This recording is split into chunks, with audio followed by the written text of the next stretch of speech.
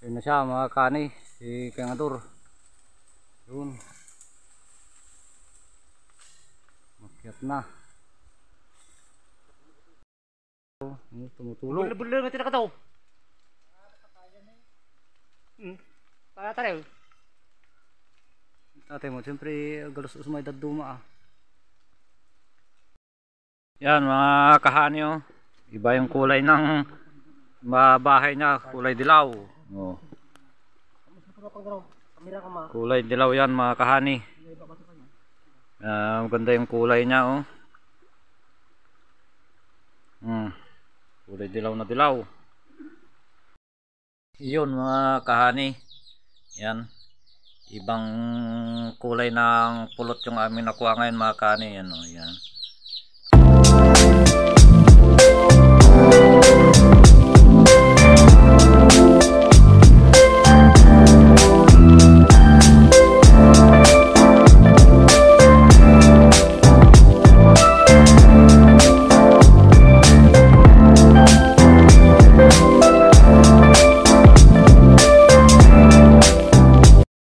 Yo, what's up mga kahani? Welcome back po ulit sa aking YouTube channel. Ito nga po pala ang GC Adventure. Panibagong araw, panibagong video po tayo mga kahani. Yan. Magandang tanghali po sa inyong lahat mga kahani. Ang oras po natin ay 11:36 na po ng tanghali mga kahani. Tanghali na yan mga kahani. Yun.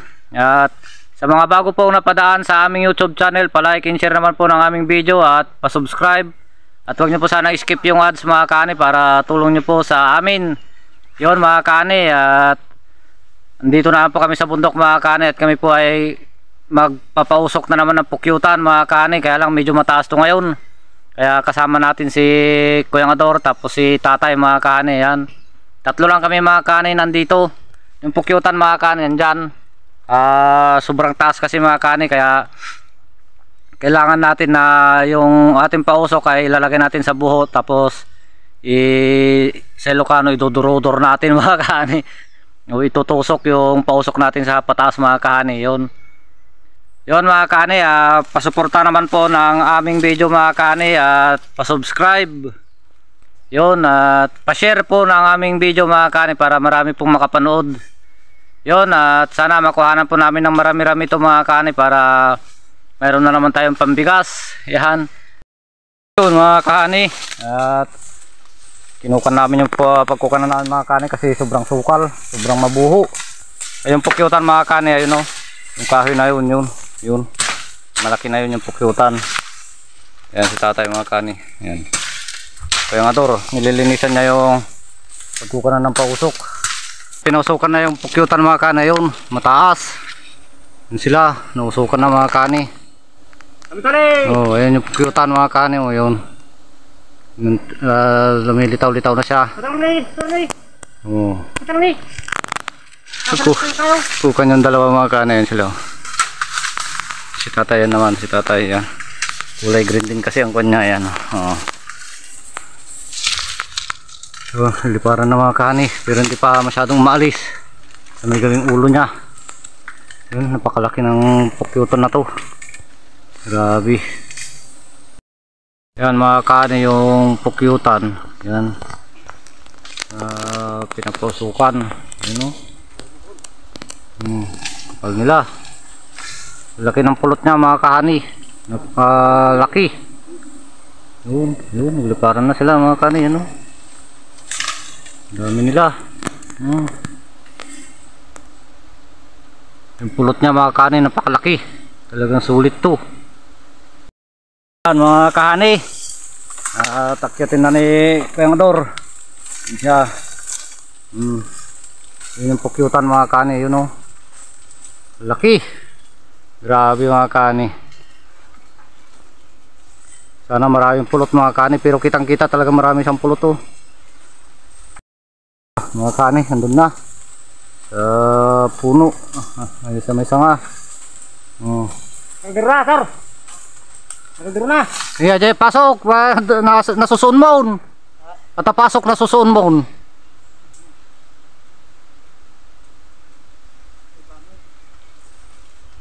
Yan siya.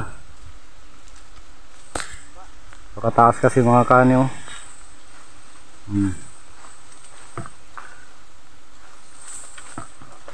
Nagangwata. Atakap kapatam. Hoy. Yung timbangan mga kana yun, tinukan at iakyat niya. Ayun.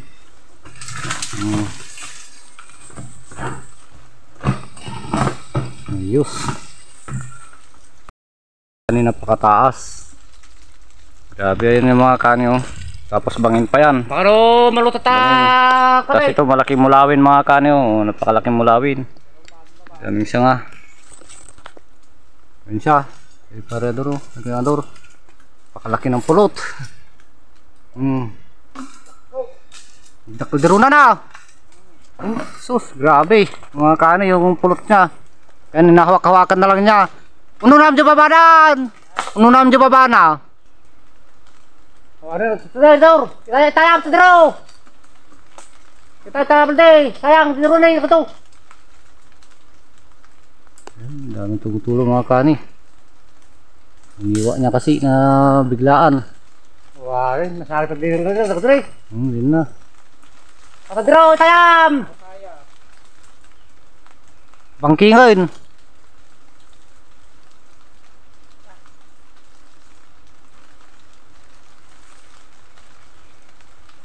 Yung mga kani. Pasensya na kahit madilim. Pakita na lang natin dito yung kanya mga kani mamaya, yung pulot niya. Tumutulog. Bulil na tinaka ito. Kaya tayo. Tatay mo, siyempre galos usmay daduma ah.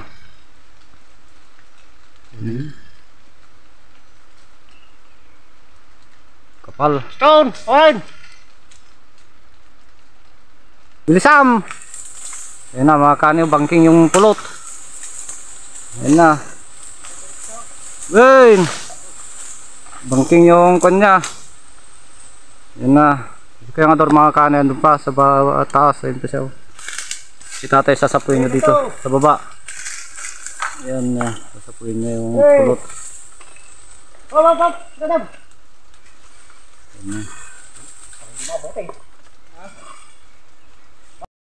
Mga kani.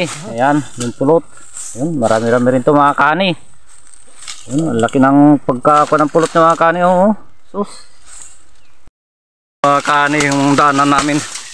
Pirming sukal. Malaking bundok kasi ito mga kani. Ito. Dito namin nakita yung pukyutan. Talagang gubat na to mga kani. Malayo na talaga sa baryo.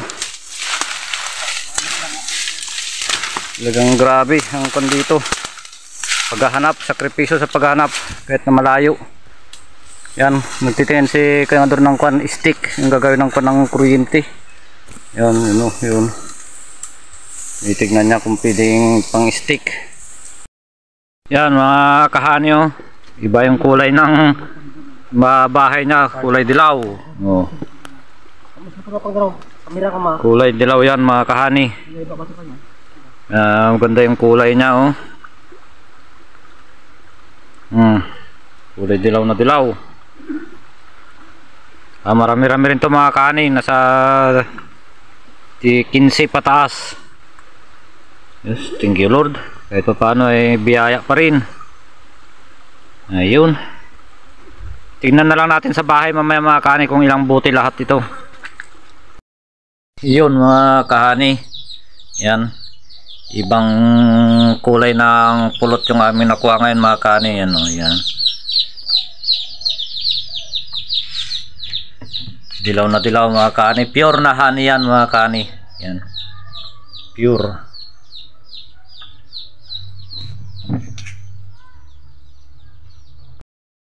Yo, what's up mga kahani?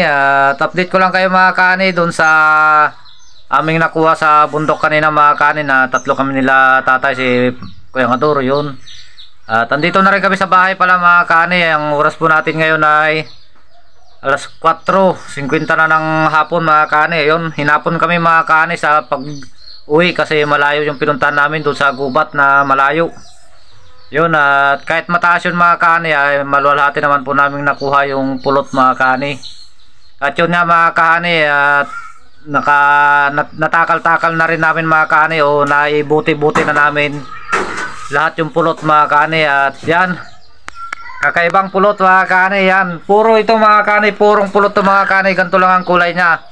Ito yung sinasabi ko sa inyo na kapag paiba-iba po yung kinukuha nilang mga bulaklak, yung mga kanilang sinisip-sip na bulaklak mga kaani, paiba-iba po yung kanilang pulot. Yan, yan mga kaani, oh, paiba-iba po yung pulot niya mga kaani. Dilaw na dilaw. Yan, oh, talagang ibang-iba po siya mga kaani, oh. Dilaw. May mga nakuha na rin po kami mga ganito nung mga nakaraan mga kaani, nung hindi pa kami nagbablog. Tapos ngayon lang ulit na ulit mga kaani. Ito siguro mga kaani, may mga bulaklak sila na madilaw yung kanilang nakukuha, kaya ganito po yung kulay ng pulot nila. Sobrang lapot niya mga kahani, at sobrang tamis talaga.